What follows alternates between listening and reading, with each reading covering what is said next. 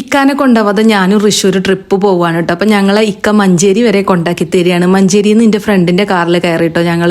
എന്നിട്ട് പിന്നെ നേരെ ഞങ്ങൾ ഫുഡ് കഴിക്കാനാണ് പോണത്. കഴിഞ്ഞ വർഷം എൻ്റെ ഫ്രണ്ടിൻ്റെ വീട്ടിൽ ഞങ്ങൾ കൂടിയിട്ടുണ്ടായിരുന്നു. അന്ന് പ്ലാൻ ചെയ്തതാട്ടോ നെക്സ്റ്റ് ഇയർ നമുക്ക് ഏതെങ്കിലും റിസോർട്ടിൽ കൂടാം. അങ്ങനെ ഞങ്ങൾ കാലിക്കറ്റുള്ള ലേക്ക് ആൻഡ് റിസോർട്ടിൽ എത്തിയിട്ടുണ്ട്.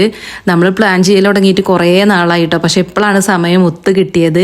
പിന്നെ പ്ലാൻ ചെയ്തപ്പോൾ 7 ആളുണ്ടായിരുന്നു. ഒരാൾക്ക് പിന്നെ വരാൻ പറ്റിയില്ല. ഒരാൾ വന്നതായിരുന്നു കേട്ടോ. പകുതി വഴിയിലെത്തിയപ്പോൾ ഉമ്മാക്ക് സുഖമല്ലാഞ്ഞിട്ട് തിരിച്ചു പോകേണ്ടി വന്നു.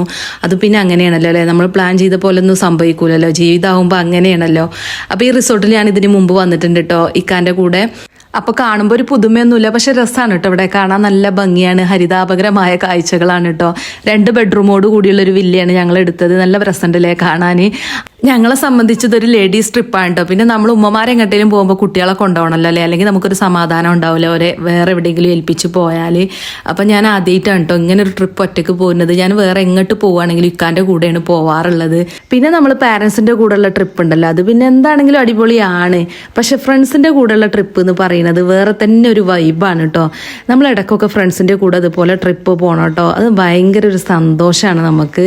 അപ്പോൾ എല്ലാവരും സ്വീറ്റ്സും സ്നാക്സും ഒക്കെ കൊണ്ടുവന്നിട്ടുണ്ടായിരുന്നു. അപ്പോൾ ഞങ്ങൾ ചായ കുടിച്ചേക്കന്നെ മക്കളൊക്കെ സ്വിമ്മിംഗ് പൂളിലേക്ക് ഇറങ്ങിട്ടോ. ഓല് പിന്നെ പോരുന്നത് വരെ വെള്ളത്തിൽ നിന്ന് കയറിയിട്ടില്ല, കാരണം നല്ല ചൂടാണല്ലോ. അപ്പോൾ വെള്ളത്തിൽ ഇങ്ങനെ ഇരിക്കാൻ നല്ല സുഖമാണ്. അപ്പോൾ ബാക്കി വിശേഷങ്ങൾ നാളെ.